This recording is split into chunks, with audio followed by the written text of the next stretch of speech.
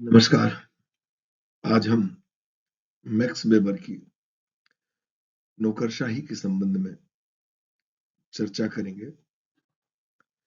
यदि आप मेरे चैनल पर नए हैं तो कृपया चैनल को सब्सक्राइब कीजिए और वीडियो को देखने सुनने के बाद आपकी प्रतिक्रिया जरूर दीजिए। मैं उन सभी विद्वानों के प्रति अपना आभार व्यक्त करता हूं जिनका सहयोग मुझे इस वीडियो को बनाने में प्राप्त हुआ है। नौकरशाही, जिसे अधिकारी तंत्र, कर्मचारी तंत्र या लालफीताशाही भी कहते हैं, यह एक नवीन व्यवस्था नहीं है। जब प्राचीन काल में विशाल साम्राज्यों की स्थापना हुई तभी इसका जन्म हुआ, परंतु औद्योगिक क्रांति के कारण एक व्यवस्थित अधिकारी तंत्र की आवश्यकता महसूस हुई। पूंजीवाद और प्रजातंत्र के विकास एवं विस्तार ने इस नौकरशाही को सामाजिक संगठन का एक अपरिहार्य अंग बना दिया। माना जाता है कि अधिकारी तंत्र, इसके पूर्व था चर्च और राजशाही में अधिकारी तंत्र कार्य करता था, परंतु यह एक व्यवस्थित अधिकारी तंत्र नहीं था। कौटिल्य के अर्थशास्त्र में भी नौकरशाही का विवरण मिलता है। प्राचीन मिस्र एवं रोम में भी नौकरशाही की विद्यमानता के प्रमाण मिलते हैं, परंतु प्राचीन नौकरशाही एक पैतृक प्रशासन था, जहां प्रशासक के व्यक्तिगत विचार, भावनाएं एवं मिजाज के आधार पर शासन होता था, अधिकारी तंत्र कार्य करता था। परंतु आधुनिक अधिकारी तंत्र एक पूर्णतः अव्यक्तिक संस्था है, अव्यक्तिक व्यवस्था है। यह प्रशासक के व्यक्तिगत विचारों पर आधारित नहीं है, कुछ नियमों पर आधारित है और वह नियम स्पष्ट और लिखित होते हैं। जूलियन फ्रेंड ने प्राचीन अधिकारी तंत्र के बारे में बताया कि अधिकारियों के पास वास्तविक अधिकार और सुरक्षा नहीं थी, उनको आर्थिक सुरक्षा प्राप्त नहीं थी। अधिकारी तंत्र मनमाने ढंग से चलाया जाता था। इस सब के बीच में नौकरशाही का सर्वप्रथम व्यवस्थित एवं वैज्ञानिक अध्ययन समाज विज्ञानी मैक्स वेबर ने किया। अधिकारी तंत्र या नौकरशाही की अवधारणा मैक्स वेबर के आदर्श प्रारूप का ही एक दृष्टांत है। वर्तमान नौकरशाही, वर्तमान अधिकारी तंत्र विशिष्टीकरण पर आधारित एक व्यवस्था है, जिसमें अधिकारियों को कानूनी अधिकार प्राप्त है और वह अपने इन कानूनी अधिकारों का मनमाने ढंग से नहीं, बल्कि नियम और प्रक्रिया के द्वारा कार्य संचालन के माध्यम से करते हैं। इन अधिकारियों की नियुक्ति भी एक निश्चित प्रक्रिया के माध्यम से उनकी योग्यता के परीक्षण के पश्चात होती है कि वह उस विशेष प्रकार के दायित्वों के निर्वाह करने के योग्य है या नहीं। पद के अनुकूल भूमिका का निर्धारण भी होता है और उसका निर्वाह करना अधिकारी के लिए आवश्यक होता है। अधिकारियों की स्थिति और भूमिका में एक विभेद होता है, एक विभेदीकरण होता है और वह सब उस विभेद के अनुसार, उस विभेदीकरण के अनुसार अपने को सौंपे गए अधिकारों का प्रयोग करते हैं और अपने निर्धारित कर्तव्यों का पालन करते हैं। लेकिन जो सामान्य प्रशासन है वो इन सबके आपसी सहयोग के माध्यम से संचालित किया जाता है, संचालित होता है। इन लोगों के आपसी सहयोग का होना प्रशासन के सुचारू संचालन के लिए आवश्यक होता है। नौकरशाही प्रशासन का एक ऐसा तंत्र है जिसमें विभेदीकरण तो है, परंतु यह विभेदीकरण उनकी योग्यता के आधार पर है और इस योग्यता का निर्धारण उनकी एक परीक्षा के माध्यम से होता है और यह योग्यता परीक्षा भी कुछ निश्चित प्रविधियों के अनुसार संचालित की जाती है। जब इन योग्यताओं के निर्धारण के पश्चात उन्हें विशिष्ट पद प्रदान कर दिया जाता है, तब उस पद के अनुकूल, उस पद के लिए निर्धारित भूमिका का निर्वाह करना उनके लिए आवश्यक होता है। और जो अधिकारी तंत्र है उसमें जो पदों का उतार चढ़ाव है, जो एक संस्तरण है, उस संस्तरण का ध्यान रखना अपने अधिकारों और कर्तव्यों के निर्वाह करने में आवश्यक होता है। नौकरशाही से संबंधित सभी अधिकारी अपने दायित्वों का निर्वाह प्रशासन के सामान्य नियमों के अंतर्गत करते हैं। मैक्स वेबर ने अपनी पुस्तक सामाजिक और आर्थिक संगठन का सिद्धांत, the theory of economic and social organisation में नौकरशाही के आदर्श प्रकार का वर्णन किया है, जिसके अंतर्गत उन्होंने नौकरशाही प्रशासन को एक तर्कपूर्ण व्यवस्था माना है। यह नौकरशाही मैक्स वेबर ने दो रूप में परिभाषित की है। एक, कानूनी सत्ता के रूप में। कानूनी सत्ता के रूप में परिभाषित करते हुए नौकरशाही को मैक्स वेबर लिखते हैं, नौकरशाही कानून द्वारा स्थापित अवैयक्तिक व्यवस्था है जिसमें पद की सत्ता का प्रयोग इस आधार पर करते हैं कि उन्हें अपने पद की सत्ता के दायरे में आदेश देने की औपचारिक वैधता प्राप्त है। नौकरशाही एक अवैयक्तिक व्यवस्था है। नौकरशाही में व्यक्ति को अपने पद के अनुसार उसको जो अधिकार या सत्ता प्राप्त है उसका प्रयोग करने की आज्ञा है, परंतु वह अपने पद की सत्ता के दायरे का ध्यान रखें, यह बहुत आवश्यक है, और उसी सीमा तक उसका प्रयोग करें जिस सीमा तक उन्हें औपचारिक वैधता इस हेतु नियमानुसार प्रदान की गई है।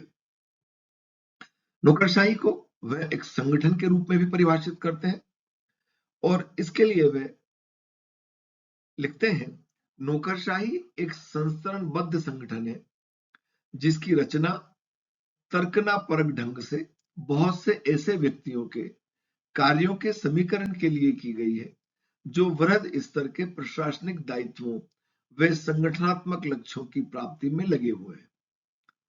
नौकरशाही एक संस्तरणबद्ध संगठन है, उतार चढ़ाव है, पदों का एक संस्तरण है, सबसे ऊंचा पद और सबसे नीचा पद और इसके बीच में एक पदों का संस्तरण, जिसकी रचना एक तर्कपूर्ण ढंग से की गई है।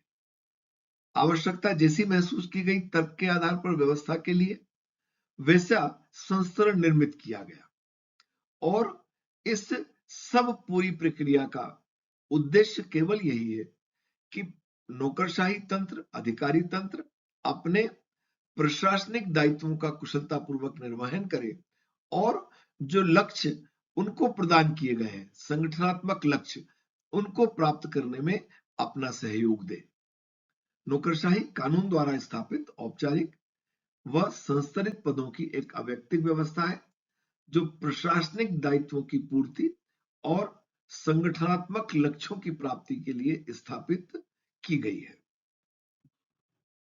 नौकरशाही के विकास के कारण, नौकरशाही के विकास के लिए जो उत्तरदायी कारण है, उन कारणों में पूंजीवादी अर्थव्यवस्था, मुद्रा का प्रसार, प्रजातांत्रिक व्यवस्था, राज्य के कार्यों का विस्तार और प्रशासकीय कार्यों का विस्तार शामिल है। चूंकि वर्तमान समय में नौकरशाही जन कल्याण के लिए है। प्रजातंत्र है और इस प्रजातंत्र में सबको समान अधिकार प्राप्त है और इस समान अधिकार के कारण सभी को सब प्रकार की सुविधाएं प्रदान करना प्रशासन का दायित्व है।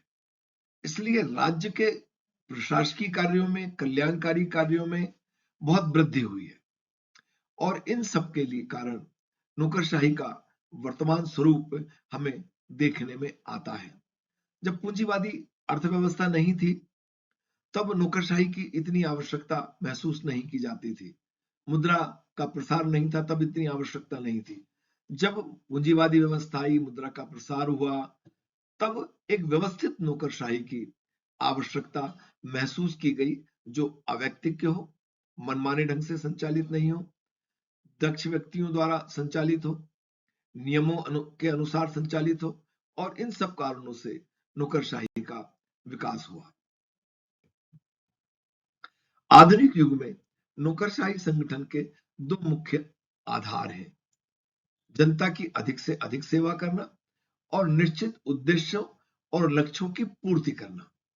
देखिए, आधुनिक नौकरशाही में सबसे अधिक अगर किसी कार्य को प्राथमिकता दी गई है तो वो है जो जनता है उसकी सेवा करना, उसकी अधिक से अधिक सेवा करना, उसके लक्ष्यों को प्राप्त करने में सहायता करना, उनकी आवश्यकताओं की पूर्ति में उन्हें सहयोग करना और इसी के लिए प्रशासन को लक्ष्य प्रदान किए जाते हैं और उन निश्चित लक्ष्यों और उद्देश्यों को पूरा करना प्रशासन का दायित्व माना जाता है और इसी के आधार पर उस अधिकारी या कर्मचारी की योग्यता सुनिश्चित होती है और इसी से स्थानांतर, अवनति या पदोन्नति भी निर्धारित होती है। नौकरशाही की विशेषताएं। नौकरशाही में नियमों का महत्व है। नियमों के आधार पर ही नौकरशाही का संगठन भी किया गया है और नौकरशाही में चयनित व्यक्तियों को अपने दायित्वों का निर्वाह भी नियमों के अंतर्गत करना है। स्पष्ट एवं निश्चित कार्य क्षेत्र। नौकरशाही में कार्य करने वाले सभी व्यक्तियों का स्पष्ट और निश्चित कार्य क्षेत्र है। कोई भी व्यक्ति अपने कार्य क्षेत्र से अधिक या कम अपने दायित्वों का निर्वहन नहीं कर सकता, अपने अधिकारों की सीमाओं का अतिक्रमण नहीं कर सकता, नहीं करना चाहिए। संस्थानात्मक व्यवस्था। नौकरशाही एक संस्थानात्मक व्यवस्था है। अधिकारी तंत्र में एक संरचनात्मक ढांचा होता है और इसमें पदों में उच्चता और निम्नता की एक व्यवस्था होती है और उस पद की उच्चता और निम्नता के अनुसार ही व्यक्ति को अपना कार्य करना है, अपने दायित्वों का निर्वहन करना है और यह प्रशासकीय ढांचा एक पिरामिड की तरह होता है जिसमें सबसे ऊपर टॉप पर कोई एक और नीचे यह संख्या लगातार बढ़ती चली जाती है। भर्ती व्यवस्था। नौकरशाही में एक अधिकारी और कर्मचारियों की भर्ती करने का एक तरीका होता है, एक व्यवस्था होती है। ये मनमाने ढंग से नहीं होता आधुनिक नौकरशाही में और व्यक्ति को जो उस पद पर जाना चाहता है उस भर्ती परीक्षा के माध्यम से, उस भर्ती पद्धति के माध्यम से अपने आप को उस पद के योग्य साबित करना होता है, तभी उसका चयन उस पद के लिए किया जाता है। प्रशिक्षण व्यवस्था। नौकरशाही व्यवस्था में अधिकारियों को, कर्मचारियों को चयनित होने के पश्चात अपने आवश्यक दायित्वों के निर्वहन करने के लिए आवश्यक प्रशिक्षण भी प्रदान किया जाता है। पदों के एकाधिकार का अभाव। नौकरशाही में आपने जिस पद को प्राप्त किया है उस पद पर आपका एकाधिकार नहीं है, उस पद से संबंधित दायित्वों का निर्वहन करना आवश्यक है। यदि इसमें कोई कमी होती है तब स्थानांतर के माध्यम से आपको वहां से हटाकर दूसरे स्थान पर भेज दिया जाएगा। यदि आपके पद में जो दायित्व दिए गए हैं उन दायित्वों का निर्वहन बहुत उचित प्रकार से नहीं किया जा रहा है तो पदावनत भी किया जा सकता है और यदि बहुत कुशलता से कार्य किया जा रहा है तो पुरस्कार स्वरूप पदोन्नति भी की जा सकती है, की जाती है। नियमों, आदेशों एवं निर्णयों का लिखित रूप। नौकरशाही व्यवस्था में कार्य संचालन के जो नियम है वो निश्चित है और इन निश्चित नियमों के माध्यम से ही कार्य संचालन किया जाता है। लिखित दस्तावेज होते हैं, फाइलों में उन आदेशों का संग्रहण किया जाता है जिनके माध्यम से कार्य संचालन किया जा रहा है, ताकि स्पष्टता रहे। सिद्धांत एवं व्यवहार में अंतर। अनेक बार यह देखने में आता है कि नौकरशाही व्यवस्था में कई बार सिद्धांत और व्यवहार में अंतर होता है। कार्यों की गोपनीयता। नौकरशाही में जो कार्य किए जा रहे हैं उन कार्यों को गोपनीय रखना भी कभी-कभी आवश्यक होता है। अगर गोपनीयता का निर्देश है तो गोपनीयता को सुनिश्चित किया जाता है अधिकारी और कर्मचारियों के द्वारा। व्यक्तित्व में अंतर। नौकरशाही में जो व्यक्ति जिस पद पर कार्य कर रहे हैं उस पद के अनुरूप भूमिका का निर्वाह करते समय वह एक अलग प्रकार के व्यक्ति होते हैं और जब वह सामान्य जीवन जीते हैं तो वह एक अलग प्रकार के व्यक्तित्व होते हैं। तो इस आधार पर हम कह सकते हैं कि यहाँ दो प्रकार के व्यक्तित्व देखने में आते हैं, सरकारी व्यक्तित्व और सामान्य व्यक्तित्व। जब एक जिलाध्यक्ष कलेक्टर अपनी कुर्सी पर बैठा हुआ है तो वो एक अलग ढंग से अपनी भूमिका का निर्वाह करेगा और जब वह एक सामान्य व्यक्ति के रूप में अपने भ्रमण कर रहा है तो वह उसकी एक अलग प्रकार का व्यक्तित्व है और इन दोनों व्यक्तित्वों में अंतर रखना बहुत आवश्यक होता है अपनी प्रशासकीय और सामाजिक पारिवारिक भूमिकाओं के निर्वहन करने के लिए। अधिकारियों की एक विशेष स्थिति। नौकरशाही में एक संस्तरण होता है और संस्तरण के अनुसार अधिकारियों और कर्मचारियों की एक विशेष स्थिति होती है। प्रशासन के साधनों का केंद्रीकरण। नौकरशाही में प्रशासन के साधनों का केंद्रीकरण किया जाता है ताकि बहुत अच्छी मात्रा में, बहुत अधिक मात्रा में कल्याणकारी कार्यों को किया जा सके, लोगों को जो जनता है उसको सुख सुविधाएं प्रदान की जा सके। दक्ष व्यक्तियों द्वारा प्रशासन। हमने अभी तक देखा कि नौकरशाही में एक भर्ती पद्धति होती है, योग्य व्यक्ति योग्य पदों तक पहुंचता है, इसलिए हम कह सकते हैं कि नौकरशाही में दक्ष व्यक्तियों द्वारा प्रशासन का कार्य संचालन किया जाता है। अव्यक्तिक संबंध। अधिकारियों और कर्मचारियों के जो सत्ता प्राप्त होती है उस सत्ता के साथ उनके अवैयक्तिक संबंध होते हैं। कार्य के बदले पारिश्रमिक या वेतन व्यवस्था का प्रावधान। नौकरशाही में जो अधिकारी और कर्मचारी कार्य कर रहे हैं उनके कार्यों के लिए उन्हें आवश्यक पारिश्रमिक या वेतन प्रदान करने का भी प्रावधान होता है। नौकरशाही के प्रमुख प्रकार। जातिगत नौकरशाही, अभिभावक नौकरशाही, संरक्षक नौकरशाही और योग्यता नौकरशाही। जातिगत नौकरशाही जाति पर आधारित एक व्यवस्था है। मार्क्स के अनुसार जब किसी पद विशेष के लिए किसी विशेष वर्ग को ही प्रधानता मिलती है तो उसे जातीय नौकरशाही कहते हैं। प्रोफेसर विलोबी ने इसे कुलीन तंत्र कहा। ब्रिटिश शासनकाल के समय भारत में जातीय नौकरशाही का यह रूप देखने में आता था, पर अब ये इस प्रकार की जातीय नौकरशाही लगभग पूरे विश्व में अतीत की बात है, अब ये कहीं देखने में नहीं आती। अभिभावक नौकरशाही ऐसे व्यक्तियों का आधिपत्य जो विशेष आचरण करने में दीक्षित होते हैं। इस प्रकार की नौकरशाही में उन व्यक्तियों को पद प्रदान किए जाते हैं जो विशेष प्रकार के आचरण करने के योग्य माने जाते हैं, दीक्षित होते हैं। मार्क्स ने चीन की 1960 की नौकरशाही और प्रशासन की 1640 से 1740 की अर्धसैनिक सेवा को अभिभावक नौकरशाही का उदाहरण माना है। संरक्षक नौकरशाही सरकारी पद व्यक्तिगत कृपा या राजनीतिक पुरस्कार के माध्यम से प्राप्त होते हैं और चूंकि यह व्यक्तिगत कृपा और राजनीतिक पुरस्कार है इसलिए यह एक बहुत दोषपूर्ण व्यवस्था है जिसमें योग्यता का कोई परीक्षण नहीं किया जाता है। 17वीं शताब्दी में यह प्रणाली ग्रेट ब्रिटेन में प्रचलित थी। योग्यता नौकरशाही वर्तमान व्यवस्था है और यह वर्तमान समय में विश्व के सभी देशों में प्रचलन में है, जिसमें योग्यता के परीक्षण के उपरांत एक परीक्षा के माध्यम से यह चयनित करने के पश्चात चयनित व्यक्तियों को पदों पर कार्य करने के लिए नियुक्त किया जाता है। यह प्रजातंत्र के अनुकूल व्यवस्था है और इस प्रकार के चयनित व्यक्ति चूंकि एक निश्चित प्रक्रिया के माध्यम से आए हैं, इसलिए पक्षपात की संभावना बहुत कम है और ये दक्ष और योग्य व्यक्ति हैं।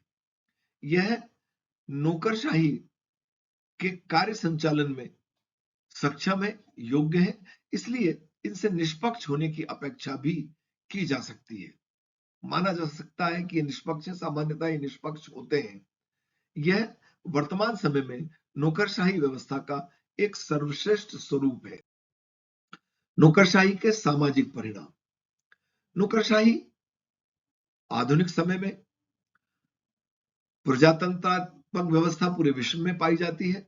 इसमें एक बहुत आदर्श व्यवस्था है। वर्तमान समय में चूंकि इसका चयन की प्रक्रिया निष्पक्ष है, इसलिए और आदर्श व्यवस्था है। पर फिर भी नौकरशाही के जब हम परिणाम देखते हैं तो हमें दोनों प्रकार के परिणाम देखने में आते हैं, सकारात्मक सामाजिक परिणाम और नकारात्मक सामाजिक परिणाम। हम दोनों प्रकार के परिणामों की चर्चा करेंगे।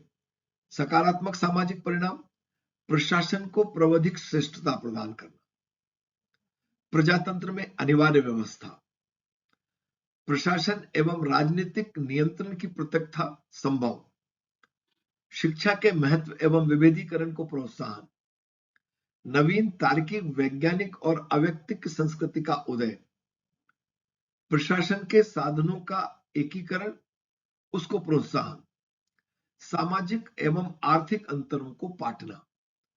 वर्तमान समय में जो प्रशासन संचालन हो रहा है, उस प्रशासन के संचालन में शिक्षा का विशेष महत्व है। यह नवीन व्यवस्था है, तार्किक व्यवस्था है, वैज्ञानिक व्यवस्था है, जिसमें प्रशासन के लिए श्रेष्ठतम व्यक्तियों का चयन किया जाता है। प्रजातंत्र के लिए यह एक अनिवार्य व्यवस्था है। अवैयक्तिक संस्कृति का उदय है। यहां व्यक्ति का महत्व एक जनता के रूप में है। हम उसको इस रूप में ज्यादा महत्व नहीं देते कि वह किस पद पर कार्य कर रहा है। जब सामान्य जन के रूप में सबको देखना है तो सबको समान दृष्टि से देखा जाता है। प्रशासन के साधनों का एकीकरण किया जाता है और एकीकरण के माध्यम से अधिकतम जन कल्याण को सुनिश्चित किया जाता है और इन सब का उद्देश्य समाज में जो आर्थिक और सामाजिक अंतर है उसको पाटना है। यह सब वर्तमान नौकरशाही के सामाजिक सकारात्मक परिणाम है। नकारात्मक सामाजिक परिणाम के अंतर्गत रचनात्मक निजी पहल में बाधा। प्रशासन में कार्य कर रहे व्यक्तियों को सामान्यतः उनकी व्यक्तिगत पहल करने का अधिकार प्राप्त नहीं होता। उनको अपने से संबंधित नियमों, निर्देशों के अनुसार कार्य करना होता है। हालांकि रचनात्मक निजी पहल की सीमित स्वतंत्रता अधिकारियों को प्राप्त होती है। आत्महीन विशेषज्ञों का उदय।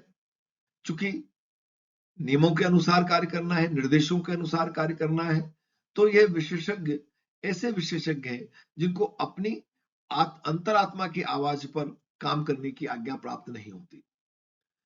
अधिकारी आपातकालीन संकट के समय में विशेष प्रकार के त्वरित निर्णय लेने में सक्षम नहीं होते।